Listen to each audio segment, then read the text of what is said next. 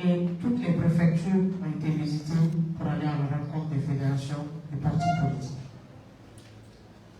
Monsieur le ministre, distingués invités, ces résultats nous ont permis de collecter des données sur les partis politiques, de se retrouver au niveau national, de les analyser et de comparer entre les statuts et l'ensemble des documents recueillis au siège des partis politiques et ce qu'on avait comme documents. Ces analyses ont permis d'avoir des résultats. Et ces résultats, dits provisoires, vont être restitués aux partis politiques aujourd'hui, sous votre magistère, pour leur permettre de faire des observations sur le certificat d'évaluation qu'ils ont tous réussi dans la salle, à l'exception des 17 partis politiques qui n'ont pas répondu à notre appel ce matin, mais qui ont été effectivement appelés et informés.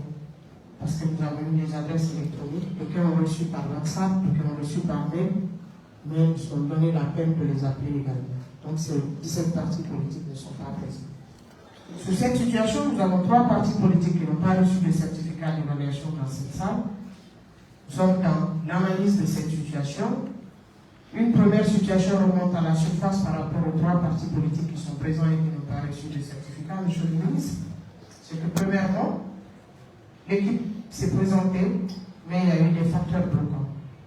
Soit l'arrêté que nous avons numérisé, nous n'avons pas pu le répertorier et le retracer dans les archives, chez nous et au secrétariat général du gouvernement, donc l'application ne pouvait pas aller au-delà, soit ces partis politiques n'avaient pas de compte bancaire et depuis qu'ils sont créés, n'ont pas participé à une élection. Nous avons explicité, après l'ouverture officielle à ces partis. Monsieur le ministre, nous avons fait la présentation ce matin du cadre juridique et institutionnel de la création et de la gestion des partis politiques en Guinée. 2 acteurs majeurs institutionnels sont ressortis de cette analyse, 3. Premièrement, c'est le ministère en charge de l'Intérieur, puisque la charte des partis politiques date de 1991 et a pour adossement la loi fondamentale qui a été votée par référendum en 1990. La deuxième loi qui nous a permis de faire l'analyse, c'est la loi également qui date de 1992, qui porte sur la subvention publique des partis politiques et le financement. Nous avons également la loi portant le statut de l'opposition, du chef de file de l'opposition. Monsieur le ministre, nous avons présenté ce cadre juridique. La première institution reste le ministère de l'administration du territoire et de la décentralisation, qui était appelé auparavant ministère de l'Intérieur. Ensuite, la Cour suprême pour les recours. Nous avons également la Cour des comptes qui intervient en matière de vérification de la comptabilité et les finances des partis politiques. Nous avons expliqué aux uns aux autres, monsieur le ministre, les dispositions de la loi sur la création, la gestion, la suspension et la dissolution des partis politiques en Guinée. Cela demande beaucoup de questions. Nous avons une liste de responsables de partis qui souhaitent poser des questions, échanger, et nous allons le faire après l'ouverture. Nous voilà arrivés au terme de notre première partie de cette journée et nous allons passer à la cérémonie d'ouverture officielle de notre session. Il faut simplement dire qu'on aura 3 jours de session. Les résultats vont être présentés aujourd'hui provisoires aux partis politiques. Nous ferons des observations. Nous aurons également le gouvernement, les institutions nationales et internationales auxquelles on va restituer la synthèse du rapport. C'est pas le rapport individuel, la société civile et les organisations de la presse de santé. Monsieur le ministre, je viens de planter le contexte de notre atelier. Nous allons, sans plus tarder, accepter que vous preniez la parole pour ouvrir notre session, s'il vous plaît. Monsieur le ministre. Les micros, puisqu'il va rester sur place, s'il vous plaît.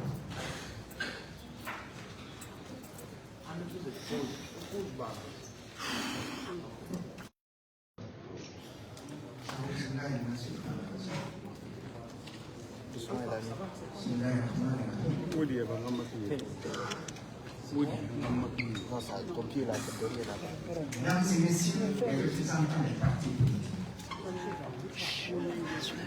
Mesdames et messieurs, les cadres de l'administration du territoire et de la mesdames et messieurs les journalistes, mesdames et messieurs, distingués invités. Avant tout d'abord, permettez-moi de remercier le président de la République, chef de l'État, chef suprême des armées, le journal de corps d'armée Henri Doumbouya, monsieur le Premier ministre, chef du gouvernement, M. Amadou Ba, pour la confiance placée à ma modeste personne pour conduire à leur côté la réforme politique pour la construction d'un véritable État démocratique au sein de cette transition. Mesdames et messieurs, distingués invités, l'instauration du multipartisme intégral en République du Guinée, après l'adoption par le référendum de la loi fondamentale de 1990, a ouvert la voie à une floraison de partis politiques qui a conséquemment fragilisé le tissu social et compromis le processus de l'ancrage démocratique. Pour corriger ces dysfonctionnements, nous devons résolument nous fournir vers la rectification à travers une réforme rigoureuse de la vie politique, afin d'asseoir les bases d'un État constitué de tous ses attributs régaliens. Le Comité national de rassemblement pour la démocratie, pour le développement, a pris la prise effective du pouvoir du 5 septembre 2021 a axé ses priorités sur plusieurs éléments essentiels, notamment la refondation de l'État, la rectification institutionnelle et le positionnement de notre pays.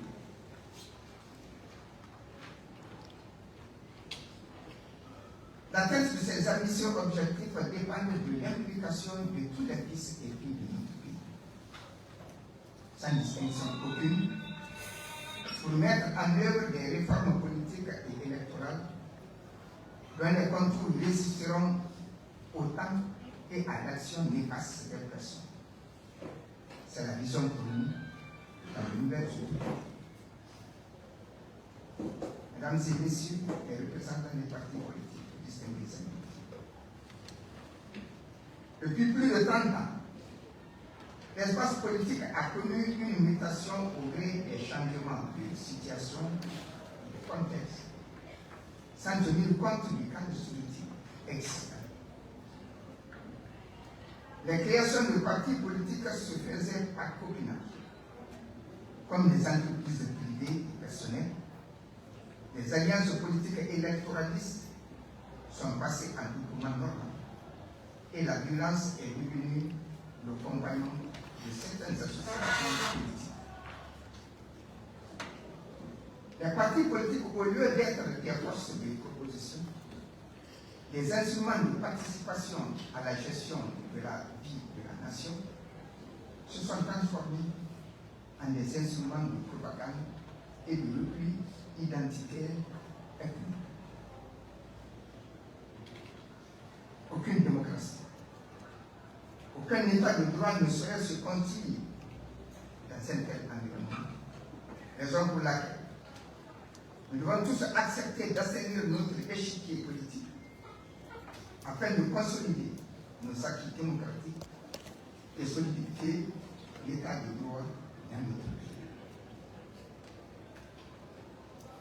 L'opération d'identification et de collecte des données réalisée en juillet 2024 nous a permis de lancer et de réaliser l'évaluation des partis politiques à Conakry et dans les 33 préfectures durant 20 jours. L'activité a abouti à des résultats provisoires que mes services techniques présenteront au cours de cette session. C'est un moment d'une importance capitale. Et je requiers de votre part une attention particulière pour qu'à la sortie de ces 3 jours de concertation, nous ayons un paysage politique assaini et consensuel.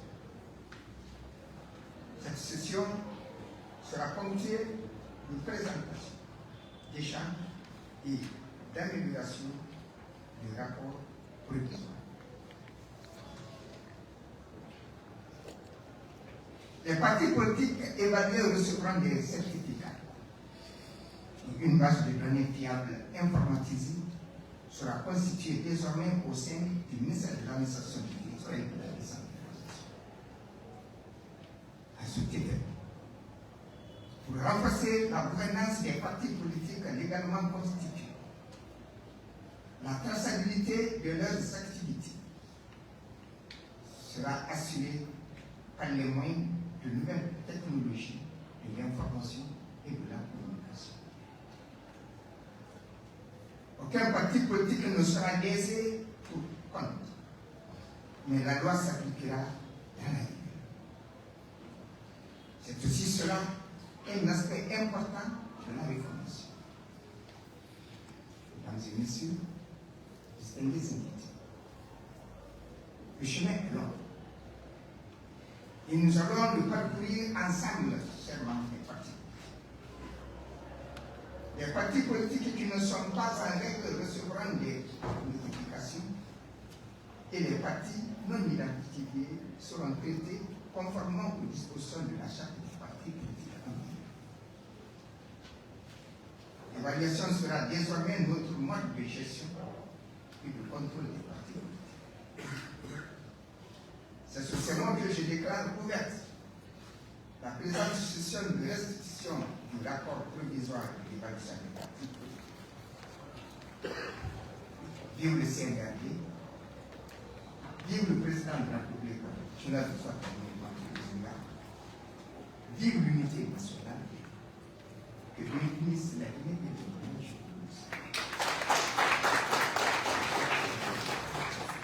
Merci, Monsieur le ministre de l'Administration du Territoire et de la Décentralisation. Travailler ensemble, cheminer ensemble, tout en respectant la loi, dans la rigueur. Personne ne sera laissé pour compte. Tout le monde fera le chemin ensemble. Merci, Monsieur le ministre, pour ces mots. Nous voulons simplement demander à Monsieur le ministre membre du cabinet d'accepter que nous fassions la projection de la cartographie en leur présence, qui vous avez une idée déjà de comment les partis politiques se présentent. Ensuite, nous allons vous permettre de vous motiver. Est-ce qu'on aura...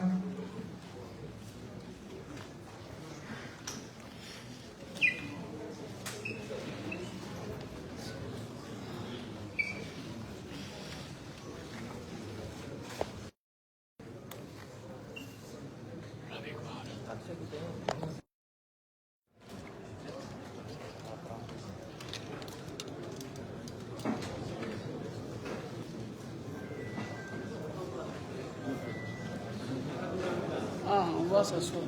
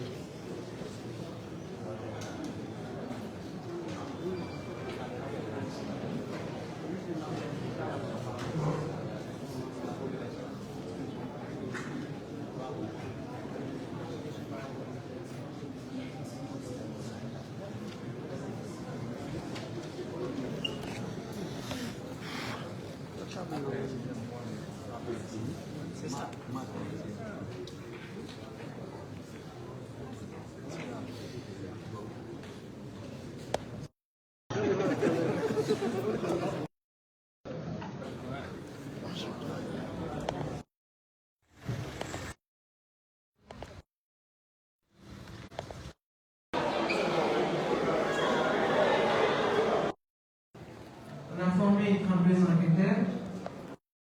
Les bulletins, si on n'a pas les résultats, les PV de résultats, on ne peut pas considérer que vous avez effectivement rempli parce qu'il n'y a pas de preuve.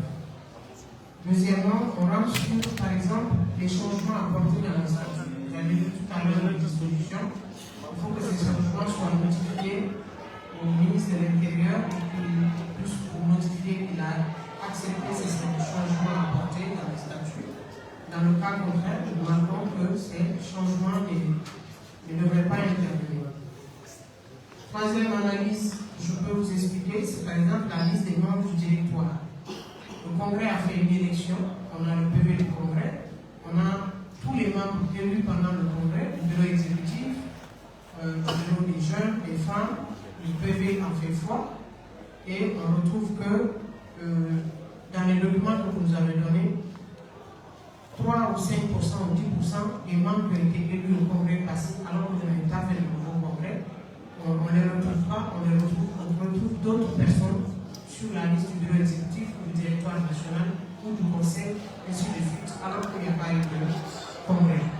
Ensuite, les pièces comptables, on les prend, les cotisations payées, est-ce que dans vos statuts, vous avez dit c'est mensuellement? Nous vérifions s'il y a les preuves de paiement des cotisations mensuelles du bureau exécutif, parce qu'il y a à l'intérieur de certains règlements, les gens parlent de mensualité de paiement du bureau exécutif. Je prends juste un exemple d'un parti politique. Ils ont dit chaque mois, tous les membres du bureau politique national doivent payer 25 000 francs. Donc ce registre, ou en tout cas les preuves de ce paiement, il fallait les fournir. Et si on n'a pas les preuves de ce paiement, même si vous dites que c'est payé, le système va considérer, parce qu'il faut que le système télécharge une preuve, va considérer que cela n'a pas été fait. Troisièmement, c'est la vente des cartes d'adhésion. Il y en a qui ont dit qu'annuellement, on a demandé à peu près, vous vendez combien de cartes, il y en a qui ont dit 1000, 2000. Est-ce qu'il y a les preuves, parce que la loi dit que vous mettiez un registre de vente des cartes d'adhésion. 5 000 francs de cartes d'adhésion. 5 000 multipliés par 1000. Si vous avez répondu oui, est-ce qu'il y a les preuves, la copie du registre où vous mentionnez la vente des cartes d'adhésion? Il y en a qui l'ont fait par saisie automatique. Il y a d'autres qui l'ont fait à travers des fédérations qui ont remonté les preuves de vente des cartes. S'il n'y a pas de preuves, on mentionne. Le système reconsidère en oui, en non. Donc ça devient non. Troisièmement, le siège. Est-ce qu'il est un siège intégré? Ça veut dire qu'il est dans un domicile, dans un magasin, en annexe d'un magasin, d'un immeuble, c'est un bureau privé. Donc, derrière intégré ou comme ça, il y avait des règles que peut-être que vous n'avez pas vues lorsqu'on a collecté les données. Mais on retrouve 3 catégories. Premièrement, il y en a qui ont des bureaux dans leur domicile. Ils ont pris par exemple un annexe, ils ont fait un bureau. Il y a d'autres qui ont le siège national dans leur salon. Il y a d'autres qui ont le siège national dans un restaurant, là où on a été reçu, on a géolocalisé. Il y en a qui ont des sièges dignes de nom, où machin, le bureau du président, le bureau du secrétaire permanent, ainsi de suite. Donc, tout cela a été analysé à travers l'image qu'on a pris de votre local. Ensuite, les biens mobiliers, immobiliers, est-ce qu'il y a des parcelles? Il y a des parties qui nous ont dit, on a acheté 5 hectares, ils n'ont pas pu fournir les preuves de 5 hectares, donc il n'y a pas même un titre foncier, au-delà du titre foncier, peut-être une attestation de vente qu'on n'a pas reçue. Donc on considère que le oui devient non parce qu'il faut que le système télécharge la preuve et qu'il mette. Je termine par dire sur les analyses comparatives, c'est les agréments. Sur votre agrément, vous avez dit par exemple que vous appelez partie X, mais dans la réalité, vous avez changé de nom. Comment vous avez changé de nom? vu à l'analyse de vos statuts, il est dit que tout changement doit intervenir lors d'un congrès national. Et on ne voit pas le PV du congrès national qui a entériné le changement de loi. Ça, c'est la première problématique.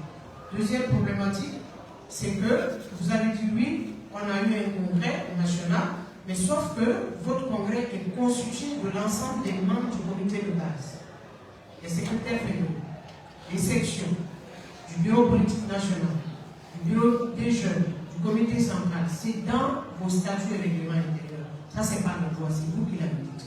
Mais quand vous regardez votre PV de congrès, on ne voit la présence de personne.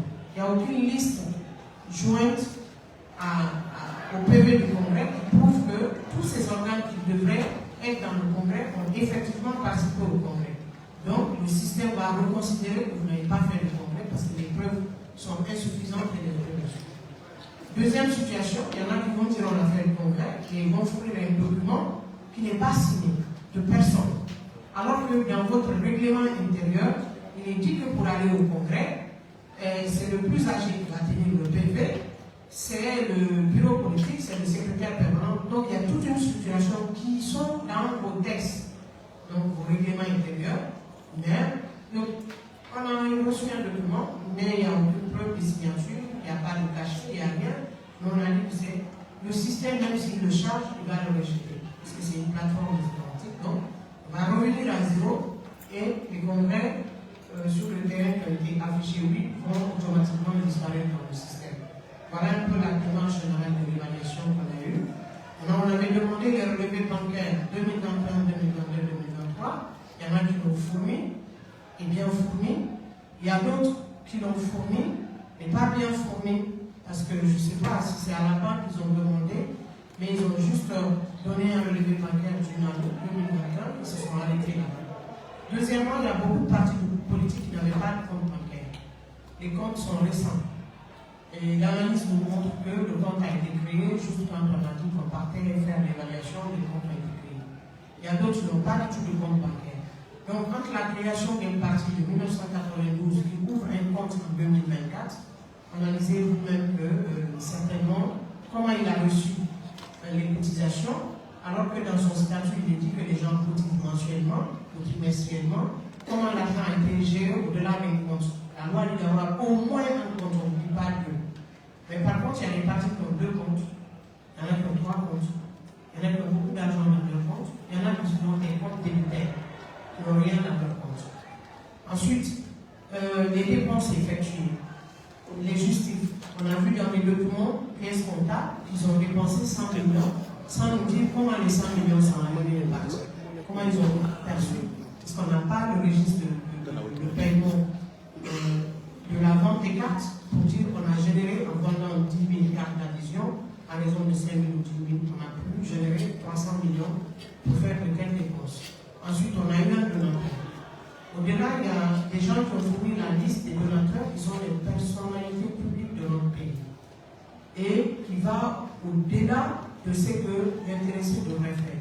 Parce que quand un donateur vous donne 50 000 $, sur la base de quoi, alors que la loi donne un pourcentage défini que cette personnalité publique devrait vous apporter.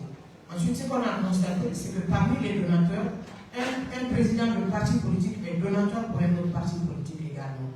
Nous l'avons constaté sur la liste des donateurs. C'est que vous avez un parti et vous faites de la donation pour un autre parti politique. Donc ces situations, ce n'est pas le ministère qui va les analyser. Nous, on a fait juste notre analyse, mais il reviendra à la Cour des comptes de vérifier tout cela plus tard. Donc, monsieur le ministre, monsieur le secrétaire général, monsieur le chef de cabinet, cher responsable des partis politiques, telle était notre procédure d'enquête sur le terrain, de collecte des données et d'analyse qui nous a permis. Parfois, sur le terrain, il y a eu beaucoup de protestations lorsqu'on a donné les certificats d'évaluation. On a fait deux propositions. Premièrement, déjà, les cartons sont amenés dans le véhicule.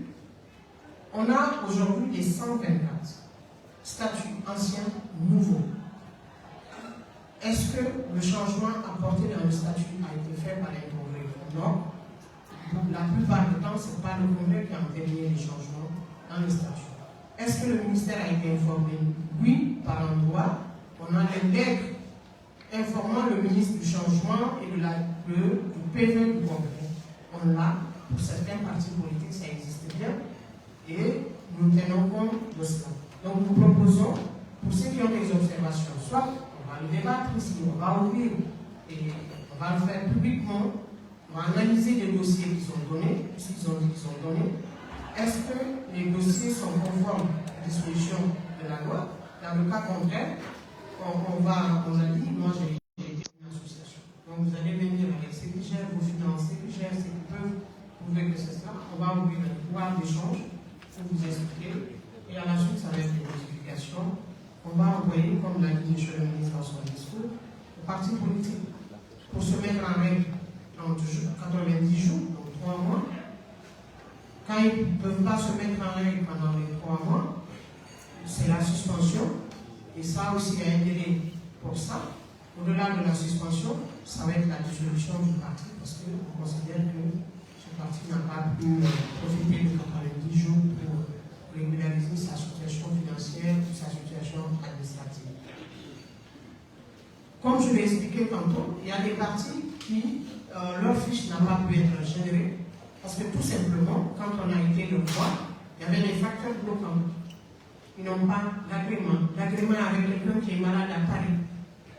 Mais si tu n'as pas d'agrément et que tu dis que tu as le numéro 026 70, je n'oublie pas, quelqu'un qui a été agréé à telle date, le système veut qu'on numérise votre agrément, c'est le point de départ. Sans agrément, on ne continue pas. Deuxième facteur bloquant, le numéro de compte.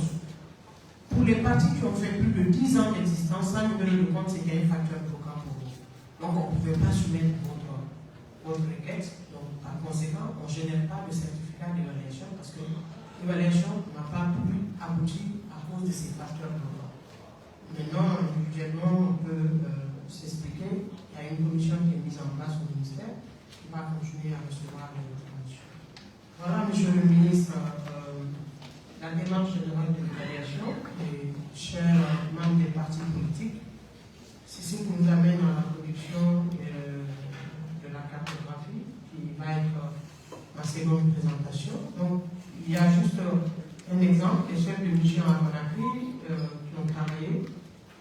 Ça, c'est juste un exemple, je te collègue information sur. Donc, tout est sur une plateforme avec licence. Je le dis, c'est la cartographie. Vous allez voir la concentration des partis politiques. Donc, les sièges, globalement, vont se retrouver à Conakry. Et les représentations que vous allez voir à travers le pays dans les fédérations, nous avons pu, les sièges qu'on a pu géolocaliser. Il faut aussi préciser que les missions à l'intérieur, parfois, ont été reçues dans la possession du secrétaire fédéral, sous l'arbre, quelque part. Même si on géolocalise, on ne peut pas mettre l'image ici. Et l'autre précision par rapport à cela aussi, il y en a qui disent qu'ils n'ont pas eu le temps d'informer les secrétaires fédéraux. Par contre, il y a des partis qui n'ont pas vraiment informé les secrétaires fédéraux. Il y en a qui ont pensé que ça s'arrêtait juste à ça, mais dans le courrier qu'on a envoyé, c'était bel et bien mentionné que ça allait être Conakry et en 3 préfectures. On s'est arrêté à ce niveau. Donc ça, c'est juste un modèle de données consolidé. On a, en termes de bouillon, ce n'est pas ce que vous avez vu là-bas, on a la référence. Je prends par exemple l'Union des forces nouvelles du Guinée. On a les références, on a la date et on a le représentant légal Boubacar Sénateur Diallo. Si je prends Alliance nationale pour le progrès, il y a son représentant légal aussi. Donc, on a identifié tous les représentants légaux des partis politiques, les adresses email et le travail va continuer. Voilà, M. le ministre, c'est ce point que je vais m'arrêter là.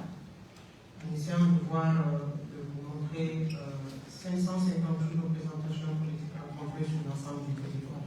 Donc 558, c'est l'ensemble de toutes les fédérations que nous avons eu à rencontrer, et 122 sièges nationaux qui ont été visités. J'avais annoncé tout à l'heure 124, mais il y en a qui n'ont pas abouti.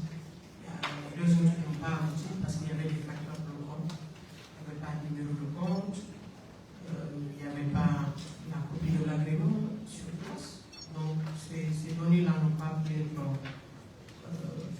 organisés et mis dans notre organisme. En termes de cartographie de représentation, 25% des partis politiques, soit 31 sur 122, ont 5 implantations politiques ou plus.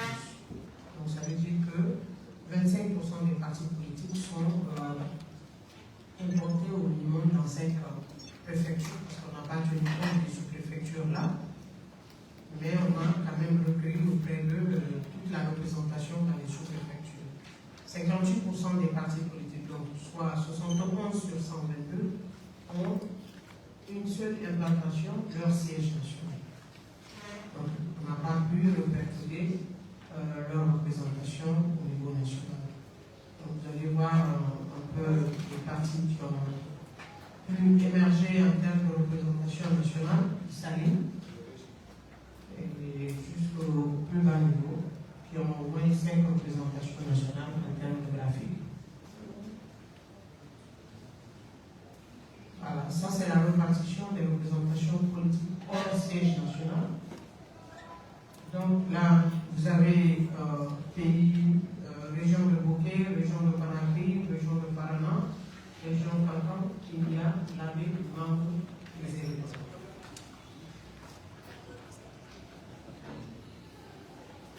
Donc je vous remercie de votre attention, Monsieur le ministre. Merci qu'on voulait prévoir, que vous ayez une idée et comprendre ensemble avec les partis politiques la procédure qui a été utilisée la cartographie. Conformément à l'agenda, nous avons aussi, mais Monsieur le ministre et moi, on va laisser continuer.